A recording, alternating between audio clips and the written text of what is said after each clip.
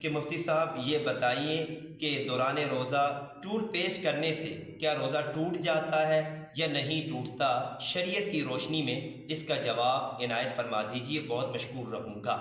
اچھا، اس روزے کی حالت میں جو ٹوتھ پیسٹ کرنا ہے اس کا جواب آپ بھی سن لیجئے تاکہ شرعی طور پر اچھے طریقے سے رہنمائی ہو جائے کہ ٹوتھ پیسٹ سے عمومی طور پر اس کے اثرات جو حلق تک پہنچنے کا خدشہ ہوتا ہے، اندیشہ ہوتا ہے،